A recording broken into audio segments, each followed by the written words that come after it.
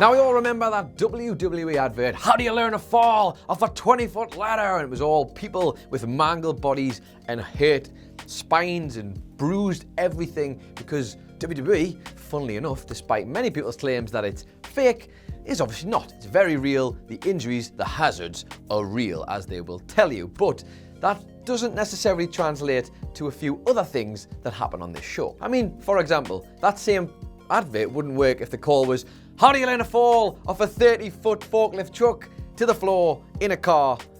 And the answer is you don't. You don't do that at all. You don't learn that. You just die. Now, yes, WWE superstars are supposed to be presented as superhuman. They can do things that most men and women cannot do. And over the years, there's a preposterous amount of things that WWE superstars have managed to not die from. And I guess with that said, my name is Adam Nicholas, and these are 10 ridiculous things WWE superstars survived. Number 10, crushed in a garbage compactor. Now, if you're trying to get yourself elected as the mayor of somewhere, then I guess you'd probably want to do a strong campaign, wouldn't you? But if you're a former WWE superstar like Glenn Jacobs, perhaps a better option might just be to, I don't know, smash a man over a head and chuck him in a garbage compactor where he's probably going to be crushed to death by garbage compaction things. I don't know, I'm not a bin man. And that's precisely what Glenn Jacobs did as his character on-screen Kane at TLC 2017, where literally Braun Strowman was on his actual team and he chucked him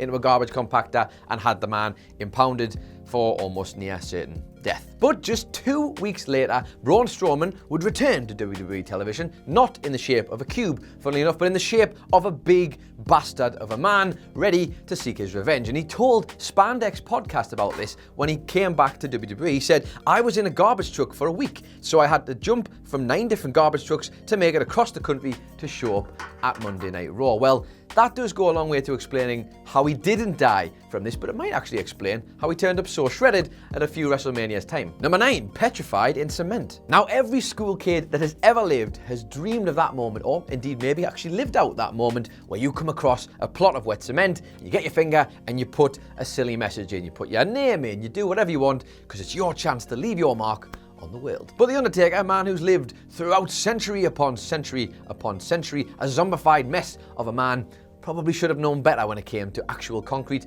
and his pal Paul Bearer. And at American Bash 2004, he didn't just leave his signature in the moist cement.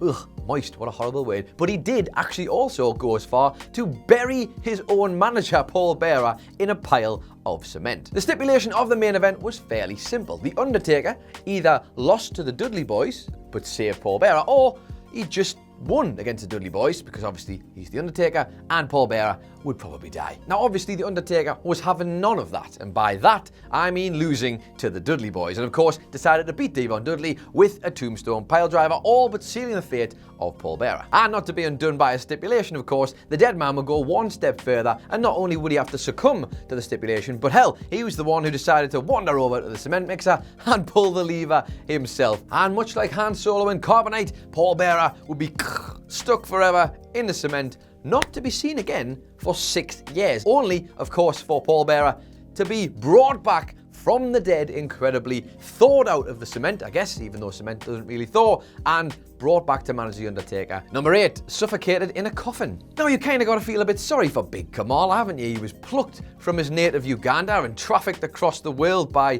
some evil human trafficker known as Kim Chi before being sold to Harvey Whippleman and paraded around America like some sort of novelty act. Pretty grim stuff, really, but sadly, it only got worse for Kamala because he was billed as this Victorian sideshow, and while he was pitched to everybody as some sort of threat to American civility, that obviously meant that the only thing they could do is put him on and have him be beat down by lots of good old-fashioned white men. And funnily enough, fans would paint through the teeth for it. And sure enough, they did. 92,000 of them, in fact, at Wembley Stadium in 1992 for SummerSlam, where the dead man would proceed to beat the living pulp out of Kamala before chasing him off in a comical-esque fashion. But as a recurring pattern seems to be happening on this list, Undertaker wasn't quite finished there, because he's the Undertaker. He's got to go that one step further. So what does he do? Several months later, after lots of planning and scheming and presumably a bit of woodwork here and there, he manages to chuck Kamala at Survivor Series in a coffin and literally puts the final nails in the coffin of Kamala. Of course, this is WWE, and by some miracle, Kamala would return and re-emerge to WWF television as to be honest, a guy who's learned a lot of values from Western society, apparently, which is good, I guess. The message is, put your problems in a coffin and they'll come out the way you want them to. Isn't it? Number 7, deadly snake venom. Now, in the deserts of America, there's a variety of rattlesnakes, and they tend to be the ones who cause the majority of snake bites every year in America. And the thing is, those bites can be venomous, those bites can be deadly, but luckily, there's an anti-venom. Now, the existence of the anti-venom suggests that that venom is pretty deadly. So explain to me then, how on earth did Triple H survive getting bit by a snake on the 14th of October episode of SmackDown back in 1999 and just come out almost unscathed? Stone Cold Steve Austin, in the middle of a feud with his nemesis Triple H, just decided, I'm bored now, I'm just going to put a snake in his room and hope it kills him. Triple H? More like triple dead, pal. But it's all about the game and how you play it, you see. All about the pain and if you can take it. And apparently Triple H could take it, because despite this horrendous attack from a snake, he turned up with these awful scars on the side of his face. It was all very gnarly. But then somehow even that wasn't real, because he just eventually proved that it was all a lie, just to try and lull Austin into a false sense of security, peeling off the marks on his face. And I need to know, man, what happened to this snake? Did Triple H literally kill a snake with his bare hands? Is that the implication here? Number 6, squashed to death. At Survivor Series 2000, coincidentally 12 months after Austin was involved in the now infamous hit and run angle, Stone Cold would find himself in a no disqualification main event of that night against Triple H. And that no disqualification stipulation played dividends rather swiftly. The Radicals turned up and got involved in the match before we saw Triple H absolutely pegging it away from Stone Cold Steve Austin, because he didn't want none of that. The game hightailed it out of there and thought he had the upper hand, was going to hop in his limousine and get out of that arena as fast as possible. What he wasn't expecting was Stone Cold to be one step ahead of him again. Stone Cold operating the forklift in his tiny little trunks is something I will remember forever, as he lifted Triple H's limo up 30 feet in the air before just letting it go and dropping it to the floor for what is actually just definitely 100% death. Bye-bye. But of course, this is Triple H we're talking about here, the man who pretty much has a pen to write his own narrative however he sees fit. And a few weeks later, he just turned back up on the show without a scratch on him. I mean, it's pretty impressive, even by his standards. Number 5, exploded. Feeling like he was no longer young enough to appear on WWE television, Vince McMahon decided it was time that he took a leave of absence from TV. It wasn't right to see him on the product anymore, and he was aging the product just by being on it. So on the 11th of June 2007 episode of Monday Night Raw, Vince McMahon decided that enough was enough. He was going to take himself off the product, and the best way to do that was to borrow from soap operas of past and just murder himself, because he can't be on TV if he's dead. There he was, billionaire, strutting his way out of the building, looking around all sort of peaceful and calm, and just generally seemed like he was happy, maybe. God forbid he should ever know that. Walks past a guard of honor full of superstars. Don't know why they were there, but doesn't matter. Off he goes out into the night and takes one big look up in the air, smells presumably what The Rock was cooking or something, and goes towards his limousine and hops in. And before Vince can even turn the dial to get his favorite song on, boom! Explosion. Dead. But as ridiculous as this was, and it's probably one of the most ridiculous on this list, sadly it would be the real life events that happened around Chris Benoit and the double murder-suicide situation that would completely nullify all of this, as all storylines were suspended in WWE. It was all completely buried and forgotten about and never mentioned again. Number 4, cursed by a voodoo witch doctor. As if having to wrestle against Brian Knobbs wasn't punishment enough for the Ultimate Warrior, after defeating one half of the Nasty Boys in singles action, he would find himself being absconded by Papa Shango, who was turning up to give him all sorts of voodoo nonsense. Furthering the fallout from WrestleMania 8, the voodoo practitioner would turn up, speak a verse upon the Ultimate Warrior, and within seconds, Big Jim was bent over hunching with stomach pains. Now, to be fair, that could have been a side effect of the steroids, but apparently, according to WWE television and kayfabe law, the reason this was happening was because the Ultimate Warrior had been cursed. Ooh. And the curse would get even worse when, in the middle of an interview with Mean Gene, Ultimate Warrior started puking up this horrible black gunge stuff. Gah, nah, not for me, Jeff. Now, if we're going along with the kayfabe line of thinking here, then yes, I guess if Ultimate Warrior had been cursed by Papa Shango, then he probably should have ended up like zombified or turning into some weird creature. But, of course, he had that one thing Shango wasn't expecting.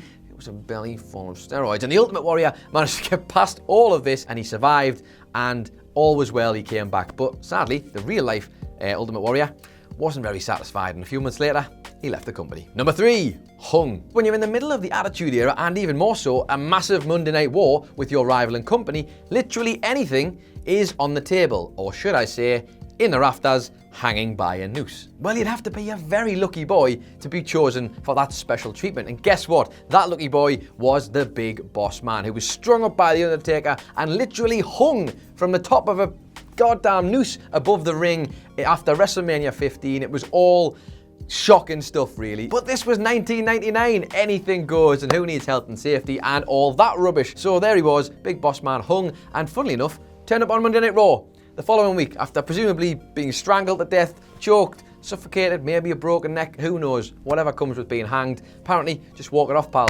Monday Night Raw's next week. The show must go on. Number 2, ran over. Now, I'm sure there's probably a lot of effective ways to get dead very quickly, and being run over is probably one of them. Car, person, bang, flat.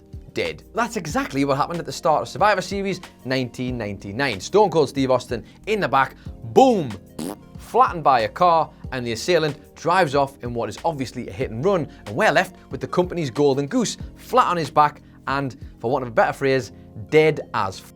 Now, this one is on us because we all should have known better. The man is literally called the Bionic Redneck. The clue is in the name. You cannot kill Stone Cold Steve Austin. He's a badass. He's the hardest man that has ever lived on the face of the earth ever. And while Rikishi did it for The Rock, well, he obviously didn't do a good enough job because he didn't kill Stone Cold, but he did manage to kill his career. Only on WWE television could a man get hit by a car, and it's the person driving the car whose career would end up being the one that fell flat on its arse. That is quite something. And number 1 with a bullet, spiritual ascension. If there is anybody who can survive being killed in WWE or survive these horrible, unbelievable things, then it's The Undertaker. Now, yes, as we've pointed out, even on this list, sometimes he's the one doing the killing, but this man has literally been entombed, he's been incinerated, and he's been actually buried alive, only to shuffle back onto television whenever he so damn well pleases, because he's The Undertaker.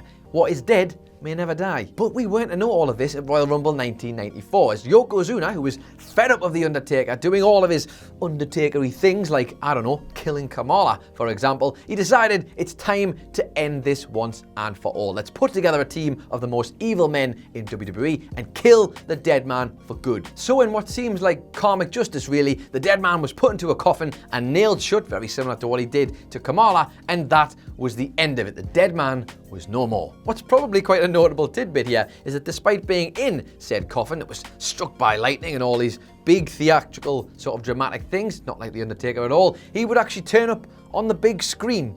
His presence was on WWE's big screen, but he was in the box, but he was on the screen, and he was waxing lyrical about all sorts of mad stuff, talking in soliloquies. It was all a bit daft, really, but how he was on there and in there at the same time, I don't know. And to be fair, to summarise all of this, I don't know is probably the perfect phrase, because despite being in the box, he was on the big screen, and then despite being dead, he returned to the company the following summer, all totally fine, unscathed, albeit still dead, and the WWE would go on to be full of The Undertaker and all of his bits and pieces for years and years and years and years and years to come. So there you have it. Those are 10 ridiculous things that WWE superstars survived. Let us know your thoughts on all of those in the comments down below. Don't forget to like, share, and subscribe. You can find the original article for this at whatculture.com/WWE. You can follow WhatCulture on Twitter at WhatCultureWWE. You can follow me on Twitter if that's your thing at It's Adam Nicholas. Or if you just want some more videos, there should be 2 or 3 or 2